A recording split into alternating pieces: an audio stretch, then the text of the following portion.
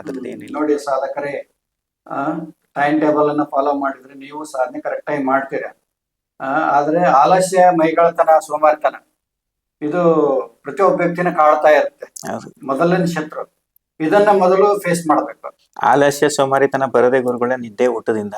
ಊಟ ಜಾಸ್ತಿ ಮಾಡಿದ್ಮೇಲೆ ನಿದ್ದೆ ಜಾಸ್ತಿ ಬರುತ್ತೆ. ನಿದ್ದೆ ಜಾಸ್ತಿ ಮಾಡಿದ್ರೆ ನಮ್ ಟೈಮ್ ಟೇಬಲ್ ಹಾಳಾಗಿ ಹೋಗುತ್ತೆ. ಅಷ್ಟೇ. ಮಿತವಾದ ಆಹಾರ, ಅದಕ್ಕೆ ಹೇಳಿದ್ದು ಹೊಟ್ಟೆ 4 ಭಾಗ ಮಾಡ್ಕೊಂಡು 2 ಭಾಗ ಮಾತ್ರ ಊಟ, 1 ಭಾಗ ನೀರು, ಇನ್ನೊಂದು ಭಾಗ ಗಾಳಿ ಆಡಕ್ ಬಿಡ್ಬೇಕು ಅಂತವನಿಗೆ ಯೋಗ ಇದು ಸಿದ್ಧಿ ಆಗುತ್ತೆ ಅಂತ ಭಗವದ್ಗೀತೆಯಲ್ಲಿ ಕೂಡ ಹೇಳುತ್ತೆ. ಮಿತಹಾರಿಯಾದವನಿಗೆ ಯೋಗ ಸಿದ್ಧಿ ಆಗುತ್ತೆ ಅಂತ ಹೇಳುತ್ತೆ. ಅದಕ್ಕೆ ಸಾಧಕರು ಇದನ್ನ ಪಾಲಿಸಬೇಕು. ಈ ಆಹಾರದ ನಿಯಮಗಳನ್ನ ಪಾಲಿಸ್ಬೇಕು. ಆಮೇಲೆ ಟೈಮ್ ಟೇಬಲ್ ಕೂಡ ಮಾಡ್ಕೊಂಡು ನಿಮ್ ಜೀವನವನ್ನು ಟೈಮ್ ಟೇಬಲ್ ಹಾಕೊಂಡು ಲೀಡ್ ಮಾಡಬೇಕು.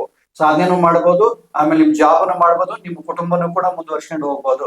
ಅವರು ಸಾಧನೆ ಮಾಡಿದ್ದಾರೆ, ಸಾಧನೆ ಅನುಭವದ ಮೇಲೆ ನೀವು ಮಾರ್ಗದರ್ಶನ ಕೊಡ್ತಾ ಇದ್ದಾರೆ.